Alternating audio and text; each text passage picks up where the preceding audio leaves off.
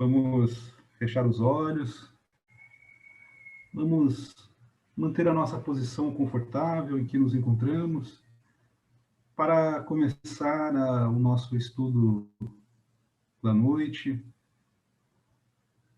Vamos olhar para o coração, sentir os nossos pensamentos e respirar profundamente, agradecendo pelo dia que tivemos, de atividades, de experiências. E agora nos encontramos no início da noite para este encontro fraterno de estudo e de sabedoria. E por isso somos gratos e pedimos a inspiração dos amigos espirituais nesta consagração para que possamos aproveitar ao máximo o encontro de hoje. E pedimos, por último, que o amigo Jesus, o nosso irmão mais experiente, possa nos acompanhar com a sua sabedoria e a sua coragem hoje e sempre.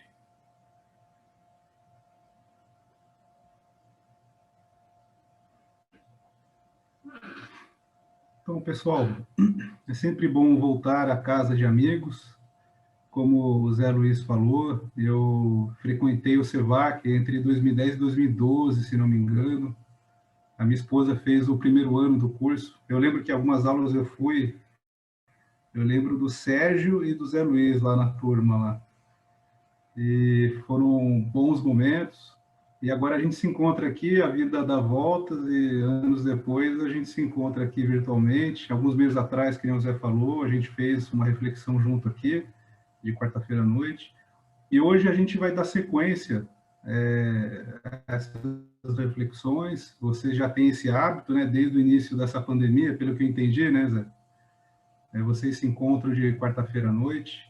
E hoje o tema que eu escolhi para a gente refletir e preparar o nosso ambiente para o passe que receberemos na sequência, daqui de 30 minutos aproximadamente, é sobre os conflitos humanos de ordem comportamental, de ordem moral, e os desafios de renovação que o Espiritismo nos convida a fazer. E, sobretudo, né, que qualquer filosofia, qualquer religião que já tenha se mostrado na história da humanidade e que, de alguma maneira, valeu da sua sabedoria, da sua elevação para orientar positivamente as pessoas, tratou desse tema, cada um com a sua linguagem, com as suas particularidades, e o Espiritismo não se furtou a este convite. Vocês estão me ouvindo ainda? Para mim apareceu uma mensagem de conexão instável. Tudo bem? Tá. E essa reflexão que a gente vai fazer junto hoje, ela é muito interessante, porque diz respeito ao nosso dia a dia, né? Diz respeito às os nossos relacionamentos de amizade, de companheirismo, familiares, relação conjugal, inclusive nas atividades do Centro Espírita, e as dificuldades inerentes que todos nós temos em função do nosso nível de evolução ainda mediano, ainda medíocre, do ponto de vista moral e espiritual. A gente aqui já tem um pouco mais de experiência de vida, alguns dos amigos aqui são jovens há mais tempo, e já perceberam muito bem que o ser humano é totalmente contraditório. Então, a gente pode muito bem compreender a profundidade da sabedoria que o Espiritismo traz para a vivência da vida humana, da vida cotidiana, e, ao mesmo tempo, ter consciência e tratar com naturalidade as dificuldades comportamentais, os erros que ainda cometemos, ao mesmo tempo que divulgamos, ao mesmo tempo que compreendemos a mensagem do Espiritismo, pelo menos a compreendemos racionalmente, mas na hora de aplicar isso no dia a dia, é muito comum, é muito natural, todos nós cometemos erros, né? Deslizes, em função ainda do nosso nível de evolução espiritual mediano, compatível com o mundo em que nos encontramos atualmente. Essa reflexão que a gente está fazendo hoje tem muito a ver com estudos que eu faço num grupo de pesquisa da Bíblia, que a gente se encontra a cada 15 dias, que se chama NEP, Núcleo de Estudo e Pesquisa do Evangelho. A gente já faz 3, quase 4 anos, né? E nos estudos que foram feitos sobre a carta de Paulo aos Romanos, e também na carta de Paulo aos Tessalonicenses e na carta de Paulo aos Coríntios, a gente vê muito bem esses conflitos. E a gente está falando de um documento, um registro histórico de 2000 anos atrás, mais ou menos. E é muito curioso que nessa narrativa que o apóstolo Paulo coloca nessas cartas, a gente vê muito bem esses problemas entre o que do domínio da fé, o que é do domínio do mundo íntimo de cada ser humano, e os problemas na vida real, no mundo real, digamos assim, dos relacionamentos. Ainda mais naquela época, né, que é sob a égide do Império Romano, de valores culturais bem diferentes dos que temos hoje em dia, e sobre uma lógica política, cultural e de cosmovisão muito diferente da nossa hoje em dia. Média de direitos humanos, de saúde pública, educação pública e assim por diante. E hoje em dia, 2000 anos depois, a gente ainda enfrenta problemas intensos, mesmo tendo mais conhecimento acumulado, mais tecnologia e mais sabedoria para enfrentar os desafios da vida. E nessas cartas, especificamente, o que a gente vê muito bem, sobretudo nas duas primeiras, de Paulo aos Tessalonicenses e de Paulo à comunidade de Coríntio, lá no sul da Grécia, é uma reclamação dos cristãos lá desse primeiro século, da era comum, de que muitos irmãos acabavam se afastando das atividades comunitárias que eram erguidas nessas cidades, em função dessa dificuldade na hora de demonstrar o testemunho perante a Jesus ou perante a Cristo, como eles falavam na época. E esses conflitos acabavam trazendo fissuras, trazendo problemas estruturais na vida cotidiana dessas comunidades. Então, Paulo, muitas vezes, ele foi questionado nesse sentido de como agir. E aí, o ápice dessa discussão que era colocada junto a Paulo e seus seguidores se encontra na carta de Paulo aos Romanos. Então, Paulo já se encontrava na cidade de Roma, foi no período final da sua vida, ele estava prestes a ser executado, né, pelo imperador romano da época, ele estava preso, e lá na prisão ele escreve essa carta ao mundo romano. E é uma carta muito interessante, porque nela, basicamente, a gente vê que ele se esforça para demonstrar essas contradições entre os valores mundanos da cultura romana e os valores de elevação espiritual que deveriam ser colocados em prática, advindo dos ensinamentos de Jesus. Então, ele faz uma discussão dialética entre esses dois mundos que se sobrepunham, a mensagem de Jesus resgatando muito do que já era falado nas tradições hebraicas antigas, agora com uma visão espiritual mais aprofundada, que é o que Jesus tentou fazer, e colocando isso em contradição em relação aos princípios culturais do Império Romano. E nessa carta, Paulo, então, faz esse esforço para demonstrar que essas contradições são naturais, elas existem, devem ser evitadas, mas, ao mesmo tempo, quando o indivíduo que se coloca à disposição dessa renovação moral, ou como dizemos no Espiritismo, de reforma íntima, advém uma resultante de bonança emocional, inclusive do ponto de vista cognitivo e intelectual, em função desse esforço cotidiano para aplicar estes ensinamentos. E do que a gente está falando? Quais são esses ensinamentos que Jesus trouxe e que os apóstolos, e no caso específico de Paulo, tanto falava? Basicamente, é de uma vida comunitária mais saudável, é de um comportamento mais voltado à fraternidade, ao tratamento igualitário entre as pessoas, a tolerância entre as divergências de pontos de vistas, de indulgência para com os erros alheios, que, aliás, nesse ponto específico da indulgência, nas duas primeiras cartas que eu citei rapidamente, né, aos Tessalonicenses, aos Coríntios, ele fala muito sobre isso, sobre a necessidade de não apontar o erro e de sempre continuar trabalhando e de buscar expandir cada vez mais os trabalhos de caridade. Olha que interessante, né? Os trabalhos de caridade aonde as comunidades estiverem inseridas. Porque é pelo exemplo que os seguidores do Cristo seriam reconhecidos e que o ensinamento de Jesus seria propagado de maneira mais profunda, de maneira mais abundante.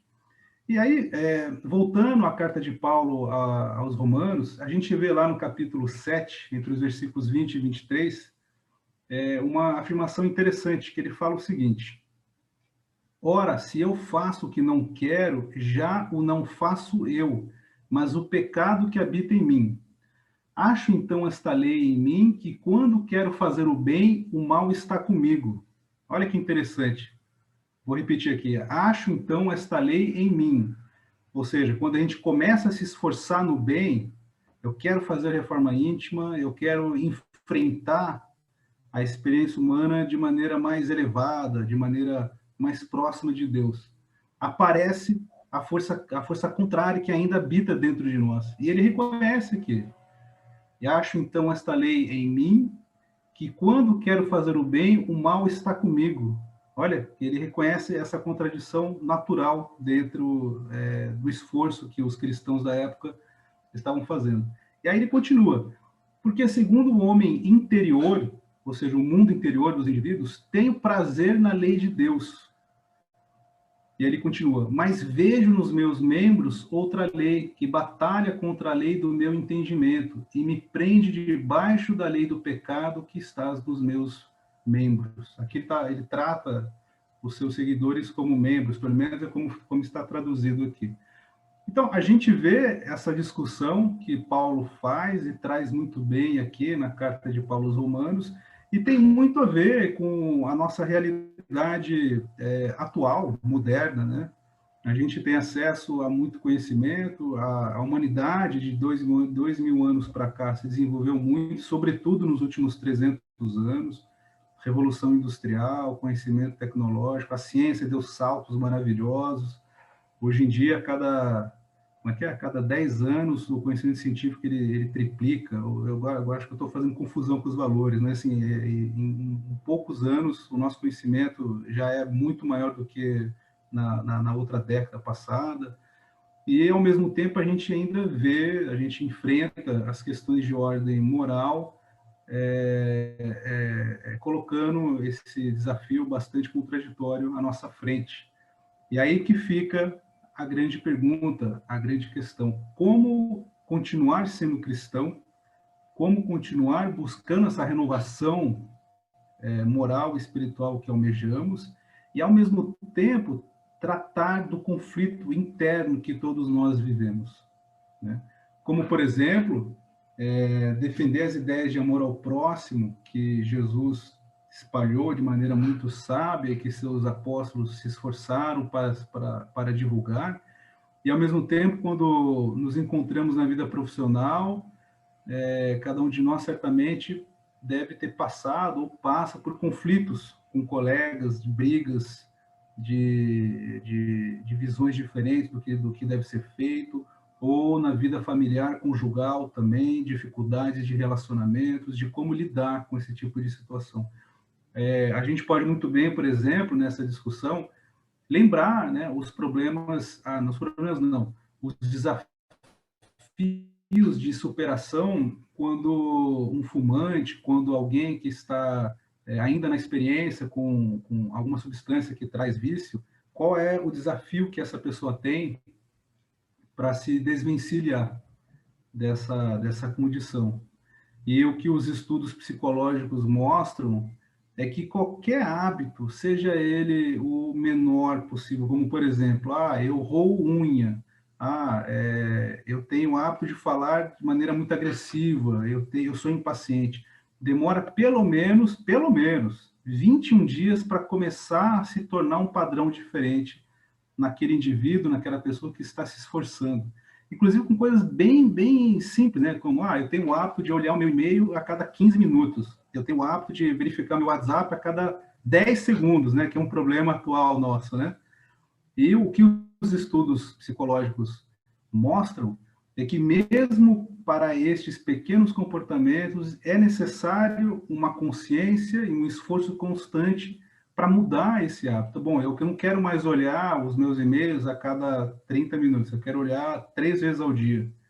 E o que esses estudos mostram é que é necessário um esforço de pelo menos 21 dias, um esforço inicial de 21 dias para começar a ressignificar essa experiência ou a substituir esse padrão de comportamento. Então, a gente vê esse conflito interno no padrão de comportamento de todos nós de maneira muito viva, de maneira natural, mas, ao mesmo tempo, totalmente vencível. É possível vencermos estes conflitos. E quando a gente fala de vencer os conflitos, a doutrina espírita nos traz um caminho muito interessante. Primeiro que a ideia de continuidade da vida e de pluralidade de existência nos permite ter uma abrangência de compreensão da vida como algo que nunca se acaba, que permite a nossa consciência, a nossa compreensão ficar mais serena, mais paciente, pelo menos na minha compreensão e no meu sentimento pessoal. Eu tenho percebido isso.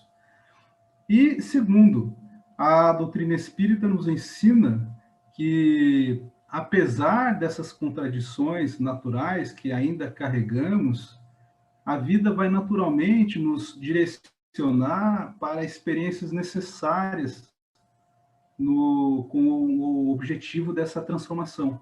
Se alguns aspectos desse esforço não forem suficientes ao longo dessa vida atual, no mundo espiritual, em outras experiências na matéria, teremos a oportunidade de revisitar esses padrões de comportamento, essa maneira de encarar desafios, divergências e assim por diante.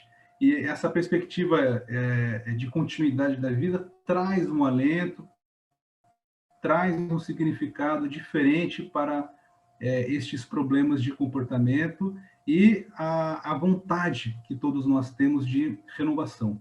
Certamente, no CEVAC, vocês também passam por situações curiosas, como a gente lá no Centro Espírita Vovô Nestor, nos trabalhos de atendimento fraterno, de passe, de entrevistas. É comum a gente se deparar com pessoas que buscam a casa para se reerguerem de alguma situação da vida.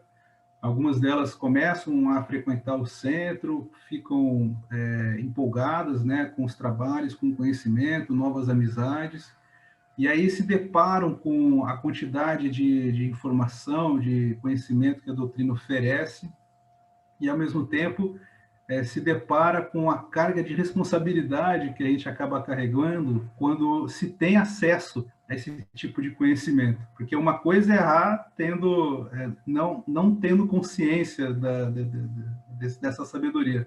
Outra coisa é a gente errar tendo o acesso e a consciência dessa sabedoria. E aí, nesse vai e vem com esses novos colegas, algumas pessoas se afastam. Eu já passei por isso, né? Depois entro em contato com os colegas e estes irmãos falam sobre a dificuldade, né, de ser um espírito perfeito nesse mundo. E é muito curioso porque quando a gente tem calma para estudar essa doutrina bendita que é o espiritismo, a gente percebe que o processo evolutivo não dá saltos milagrosos, não dá saltos espetaculares no processo de evolução, inclusive do ponto de vista materialista da vida, né? Mas, sobretudo, quando se fala de questões morais, essa caminhada ela é vagarosa, ela é lenta, e muitas vezes a gente precisa passar por muitos anos de experiência, ou, por que não, de muitas vidas acumuladas, para que um traço de personalidade para que um ponto específico no comportamento de outras experiências pretéritas seja de fato superado. Aqui eu sempre me lembro daquela série de romances do Emmanuel com Chico Xavier, lá no começo, aquele livro chamado Há 2000 Anos, que o senador Públio Lentulus, ele era uma figura importante da vida política da época, foi uma das lideranças do Senado romano, uma das lideranças não, foi um senador importante em Roma e depois uma das lideranças a mando do imperador na região da Palestina, que é onde a história do livro acontece. E é muito curioso porque essa figura histórica se depara com Jesus lá na Palestina, tem um contato rápido com Jesus. A maneira como está descrito lá no romance Há 2000 Anos é muito bonito, é profundo. A maneira como esse espírito, que na verdade é Emmanuel, ele encontra Jesus, e aí começa um trabalho interior de conflito.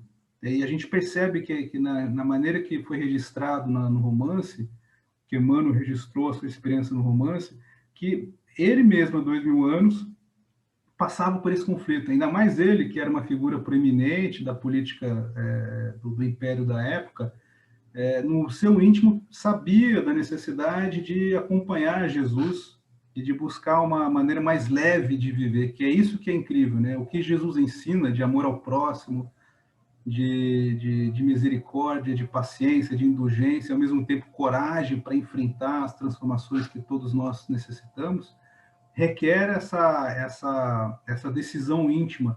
E Públio Lentulus, no seu conflito interno, passava por essa necessidade de transformação que ele não teve coragem naquele momento de abrir mão, né, de tudo aquilo que ele vivenciava na vida romana, na vida política do Império Romano. Mas isso já começou a habitar nos seus conflitos, nas suas preocupações do mundo subjetivo. E daí, no romance seguinte, que é 50 anos depois, Emmanuel ele relata a sua reencarnação como um escravo judeu, de novo na época do Império Romano. E a gente percebe muito bem, lá no começo desse romance, a gente vê que Emmanuel escreve dessa maneira, que não era possível reconhecer aquele senador antigo, aquela figura política proeminente, reconhecida pela sociedade, muito orgulhoso, vaidoso, soberbo, mas era possível perceber os traços de comportamento de uma figura muito inteligente, muito astuta, na maneira de encarar os relacionamentos, os interesses e a facilidade para lidar com o conhecimento, porque ele era um escravo judeu, se não me engano, na região da Grécia. Agora se alguém ler o livro e puder me ajudar, mas ele era um escravo judeu que tinha muita facilidade para aprender as coisas, ele era autodidata praticamente, falava diversos idiomas, e os seus senhores usavam a sua facilidade com o conhecimento para ensinar os filhos dos patrícios romanos e para a resolução dos interesses, dos problemas da vida cotidiana da época e de relacionamento. Então, o que ele coloca lá no início desse livro é que, na aparência desse escravo, não era possível reconhecer a figura desse senador de décadas atrás, mas na intimidade era possível perceber os traços de comportamento e de inteligência dessa liderança política antiga dos romanos, mas ao mesmo tempo já com uma vontade interior de transformação, de aproximação com os valores divinos, com a sabedoria que Jesus ensinava. Então, a gente vê no romance aí de Emmanuel, em que ele trata da sua própria história, esse conflito interno que resultou na necessidade de encarnações sequenciais para a renovação necessária na sua construção, na construção do reino de Deus, na sua vida íntima. E aí, voltando para a nossa bolha, para a nossa vida pacata aqui em 2021, com uma escala de tempo bastante diferente, a gente vê os mesmos desafios.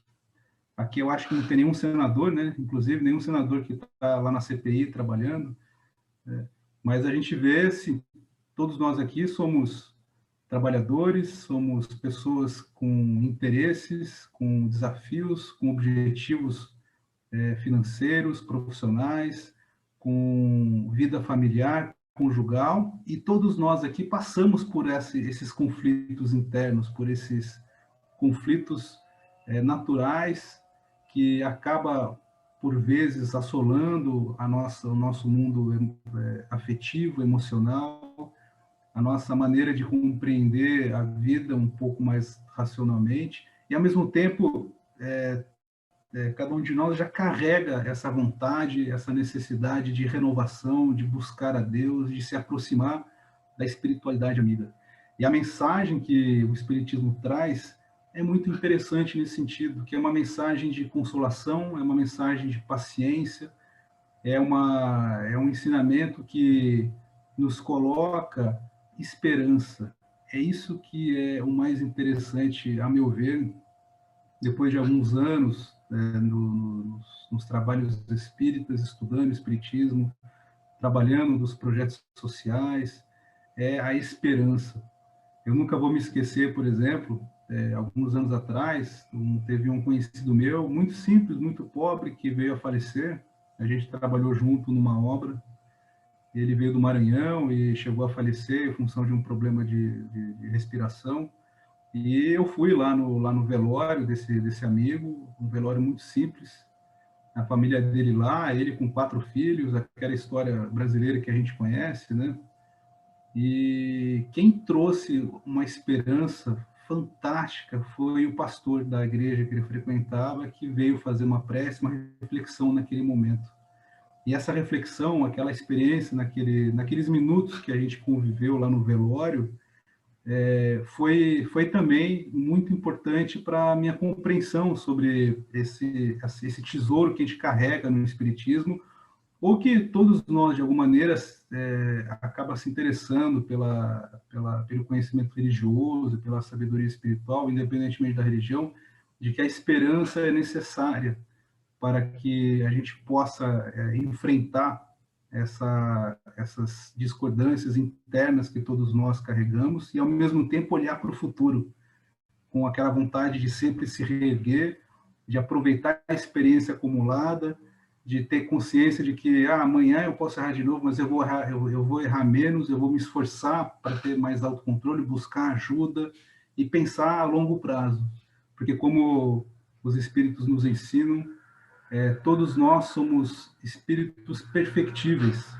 Não somos de carne e osso, não somos somente de carne e osso, somos espíritos em evolução, já carregamos muita experiência nessa nossa mochila de vidas passadas, e o que há de vir no futuro é maravilhoso. E a doutrina espírita, com a sua sabedoria maravilhosa, fantástica, de mostrar que o vai e vem das experiências é infinita, permite que todos nós tenhamos essa esperança, essa certeza de que o esforço do presente, sobretudo no enfrentamento dos conflitos pessoais, íntimos, são naturais, e esse esforço constante na construção do reino da paz, de equilíbrio, vai trazer resultados no futuro. Pode ser que seja amanhã, com uma consciência mais tranquila, mais leve, mas pensando a longo prazo, todos nós vamos entrar na consagração com Deus e neste reino de Deus que Jesus nos apresentou há 2000 anos, com mais concretude, com mais sabedoria, com mais leveza. Assim como aqueles que conviveram com Chico, para finalizar, eu não convivi com o Chico, mas algumas pessoas que eu conheço tiveram o grande privilégio de conviver com ele, falavam que a sensação de felicidade, de alegria, era tão concreta na presença de Chico, que era como se a felicidade fosse um muro de concreto.